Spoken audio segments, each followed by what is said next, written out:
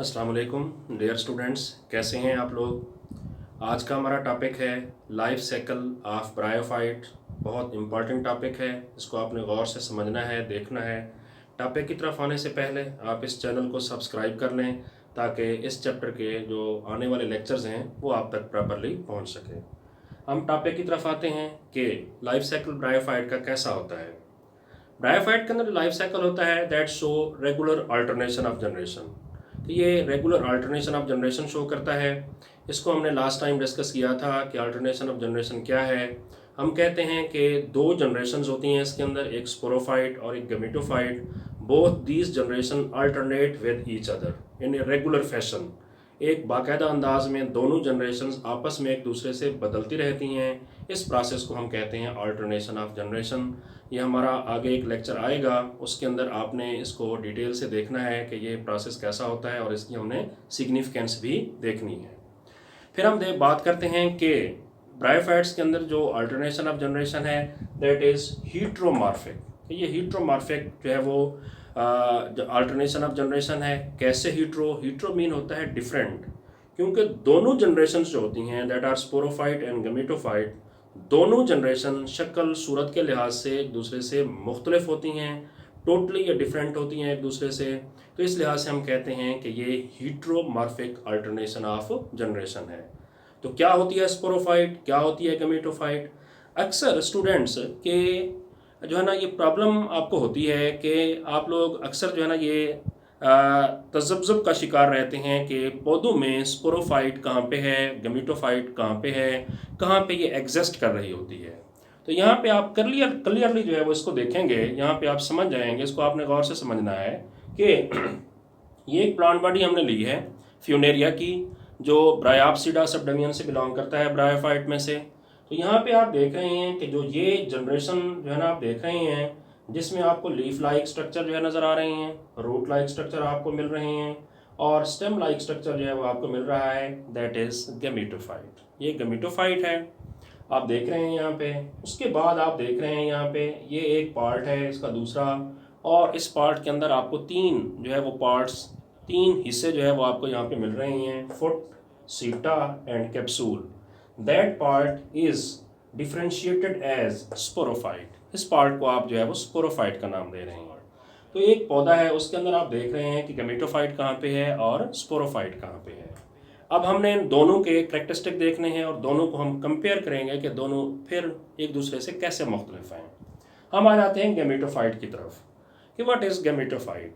Gametophyte is gamete producing generation. नाम से जाहिर है गैमेट्स इसने बनाने हैं। किस तरह के गैमेट्स होते हैं? दो गैमेट्स होते हैं, male and female, that we discuss later here at this stage. फिर इसके बाद हम देखते हैं कि जो गैमेटोफाइट जनरेशन है that is haploid. Haploid generation है, डोमिनेंट जनरेशन है और इंडिपेंडेंट है। ये डोमिनेंट का मतलब यहाँ पे स्पोरोफाइट के लिहाज से ये डोमिनेंट होगी और स्पोरोफाइट के लिहाज से ये इंडिपेंडेंट जनरेशन होगी। फिर हम बात करते हैं कि ब्रायोफाइट्स के अंदर ये हमें दो वाजे जो है वो हिस्सों के अंदर जो है वो मिलती है। ये दो वाजे, इसके दो फॉर्म्स इसकी जो है वो कैसी होती हैं। उनमें एक फॉर्म जो है वो थैलस की तरह होती है। Thallus mean a plant body that cannot be differentiated into true roots, leaves and stem। ऐसी प्लांट बॉडी जिसके अंदर ना तो हमें हकीकी तौर पर जड़ें मिलती हैं, ना तने और ना पत्ते मिलते हैं, ऐसी प्लांट बॉडी को हम थैलस का नाम देते हैं। ये ब्रायोफाइट के अंदर लिवरवर्ट एक ग्रुप है इनका, हेपेटिकॉप्सिडा से बिलोंग करता है। उसके अंदर जो गमीटोफाइट होती है वो हमें थैलाइड फॉर्म के अंदर मिलती है, थैलस की फॉर्म के अंदर मिलती है। जबकि आप यहाँ पे भी देख रहे हैं कि जो ब्रायोप्सिडा इसका डिवीजन है और उसका एक मेंबर फ्यूनेरिया है। यहाँ पे हम देख रहे हैं कि इसकी हमें रूट्स की फार्म, लीव्स की फार्म और स्टेम की फार्म हमें मिल रही हैं। तो ये इस फॉर्म के अंदर भी एग्जिस्ट करती है। नेक्स्ट हम आ जाते हैं स्पोरोफाइट की तरफ। Sporophyte is spore producing generation. Spore इसने बनाने होते हैं जबकि इसने बनाए थे गैमेट्स। तो ये पहला फर्क हो गया। दूसरा हम कहते हैं कि गैमेटोफाइट को हमने कहा था कि ये जो है वो हिप्लाइड जनरेशन है, जबकि स्पोरोफाइट जो है वो डिप्लाइड जनरेशन होती है। हमने गैमेटोफाइट को कहा था कि ये इंडिपेंडेंट है, जबकि ये डिपेंडेंट होती है। स्पोरोफाइट जो है ये डिपेंडेंट जनरेशन है, it is totally dependent in bryophytes on gametophyte. किस लिहाज से उस पर डिपेंडेंट है? न्यूट्रिशन के लिहाज से। इसने खुराक लेनी है, यहाँ पे तो देख रहे हैं कि लीव्स हैं, रूट्स हैं, इसने जो है ना वो साइल से सक कर लेने हैं न्यूट्रिएंट्स, जबकि जो स्पोरोफाइट होती है वो टोटली न्यूट्रिशन के लिहाज से इस गैमेटोफाइट पर डिपेंड कर रही होती है। फिर हम देखते हैं कि इसके हमें 3 वाजे जो है वो इससे नज़र आते हैं, फुट, सीटा एंड कैप्सूल, जबकि इसके अंदर जो है रूट, लीव्स और स्टेम्स जो है वो हमें नज़र आ रहे हैं। फिर हम बात करते हैं कि जो स्पोरोफाइट है इसने जो स्पोर बनाने हैं, ये स्पोर एक ही किस्म के होते हैं, एक ही तरह के होते हैं। So due to the one kind of the spore, production of the one kind of the spore, एक ही किस्म के स्पोर पैदा करने के लिहाज से हम इसको कहते हैं कि ये होमोस्पोरस है। होमो मीन सेम, एक ही तरह के स्पोर ये बना रही है, इस लिहाज से हम कहते हैं कि ये होमोस्पोरस जो है वो स्पोरोफाइट है। तो ये हमने देखा है कि स्पोरोफाइट के क्या कैरेक्टरिस्टिक हैं, गैमेटोफाइट के क्या हैं, और इन दोनों में क्या कंपैरिजन है। तो क्वेश्चन जो है वो यहाँ पे आपसे पूछे जा सकते हैं, इन दोनों में क्या फ़र्क है, दोनों में कंपैरिजन करें। और होमोस्पोरस प्लांट बॉडी जो है वो होमोस्पोरस जो है वो स्पोरोफाइट ये कैसी होती है, और हीट्रोमॉर्फिक अल्टरनेशन ऑफ जनरेशन क्या होता है, और थैलस जो है वो प्लांट बॉडी वो कैसी होती है। अब हम आ जाते हैं कि इन्होंने रिप्रोडक्शन जो है वो कैसे करनी है। तो रिप्रोडक्शन की जब हम बात करते हैं तो इसके अंदर 2 तरह के रिप्रोडक्टिव ऑर्गन्स होते हैं। कौन से 2 तरह के हैं? Male and female. मेल जो है इसके अंदर reproductive organs are antheridia, while that female are archegonia.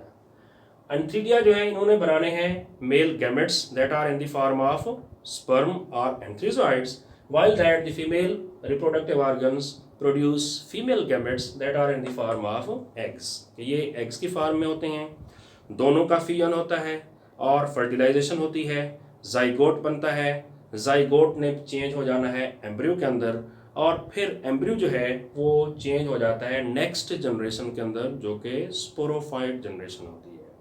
फिर ये प्रोसेस कैसा होता है, हम आ जाते हैं इनके रिप्रोडक्टिव ऑर्गन्स की तरफ। अब यहाँ पे आप देखें ये हमारे पास मेल रिप्रोडक्टिव ऑर्गन है जिसको हम एंथ्रीडियम कह रहे हैं। इस एंथ्रीडियम के अंदर आप देख रहे हैं कि स्पर्म जो है ना यहाँ पे बनते हैं। फिर ये हमारे पास फीमेल रिप्रोडक्टिव ऑर्गन है जिसको आप आर्चिगोनियम का नाम देते हैं। इस आर्चिगोनियम ने फीमेल गैमेट जो है एग बनाना है। तो ये यहाँ पे आप देख रहे हैं कि एग हमें जो है वो दिखाई दे रहा है। ये आर्चिगोनियम जो है इसके 2 आपको जो है वो मेन पार्ट्स नज़र आते हैं, ये नेक का पार्ट है और ये वेंटर का पार्ट है। ये नेक के साथ साथ जो सेल्स जो है दिखाई दे रही हैं that are neck canal cells. अब होता ये है कि ये दोनों यहाँ पे इस गैमेटोफाइट के ऊपर यहाँ पे ये मौजूद हैं। इधर जब ये मौजूद होते हैं फिर फर्टिलाइजेशन का अमल होता है, स्पर्म यहाँ प्रोड्यूस होने के बाद आते हैं आर्चिगोनियम की तरफ, उसकी नेक की तरफ। कैसे आते हैं? इस प्रोसेस के लिए इनको वाटर की ज़रूरत होती है। क्यों ज़रूरत होती है? Because they have to swim in the water and they have to reach in the at the neck of the archegonium, क्योंकि इन्होंने आर्चिगोनियम की नेक तक पहुंचना होता है और उसकी नेक तक पहुंचने के लिए इनको स्विम करके आना होता है वाटर के ज़रिए से। इस लिहाज से हमने लास्ट लेक्चर के अंदर भी कहा था कि bryophytes are the amphibious of the plant kingdom. क्यों है? यहाँ पे आप देख रहे हैं ये स्पर्म है, वाटर के अंदर ये स्विम करके ये इसकी नेक तक जो है पहुंच रहे हैं। इसकी नेक के कैनाल के जो सेल्स होते हैं इन्होंने केमिकल्स सिक्रीट करने हैं। केमिकल्स जो है ना इनका फंक्शन क्या होता है कि इन्होंने स्पर्म को अट्रैक्ट कर देना है। तो ये अट्रैक्ट करते हैं और फिर स्पर्म को यहाँ पे ले आते हैं इसकी वेंटर तक। वेंटर के अंदर एग पड़ा हुआ है that is female gamete. Egg को इन्होंने फ्यूज़ करना है, इन्होंने इसके साथ फर्टिलाइज करना है। फर्टिलाइजेशन के बाद जाइगोट बनेगा और जाइगोट कन्वर्ट हो जाएगा एम्ब्रियो के अंदर। और एम्ब्रियो जो है ये ब्रायोफाइट के अंदर जो है ये उनकी एक कैरेक्टरिस्टिक है कि ये इसके अंदर ही जो है वो रिटेन रहेगा और फिर इसने कन्वर्ट हो जाना है स्पोरोफाइट में। यहाँ पे भी आप देख रहे हैं ये दोनों, यहाँ पे ये प्रोसेस जो है इधर यहाँ पे इसके दोनों सेक्स ऑर्गन्स मौजूद हैं और ये इन्होंने बनाया है एम्ब्रियो। और एम्ब्रियो जो है वो स्पोरोफाइट का पहला सेल होता है और आगे इन्होंने स्पोरोफाइट जनरेशन जो है वो पैदा करनी है। स्पोरोफाइट जनरेशन जब कैप्सुलर रीजन तक जो है ना ये बन जाती है तो इस कैप्सूल ये स्पोरेंजिया इसके अंदर आपको स्पोर मिल रहे हैं। स्पोर जब मैच्योर हो जाते हैं then these spores are converted to gametophyte generation. तो इन्होंने जो है ना गैमेटोफाइट में चेंज हो जाना है। तो यहाँ पे आप देख रहे हैं कि there is distinct alternations of two generations. Sporophyte थी, स्पोर बनाए, स्पोर कन्वर्ट हुए गैमेटोफाइट में, गैमेटोफाइट ने गैमेट्स बनाए और एम्ब्रियो चेंज हुआ स्पोरोफाइट में। तो स्पोरोफाइट चेंज हुई गैमेटोफाइट में, गैमेटोफाइट चेंज हुई स्पोरोफाइट में। तो यहाँ पे एक रेगुलर फैशन है अल्टरनेशन ऑफ जनरेशन का।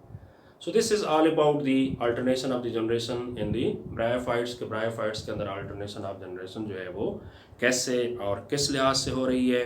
तो इंशाल्लाह हम नेक्स्ट आने वाले लेक्चर्स के अंदर अल्टरनेशन ऑफ जनरेशन उसको डिटेल से देखेंगे और उसकी सिग्निफिकेंस को भी हमने डिटेल से देखना है। अल्लाह आपको खुश रखे। Thank you.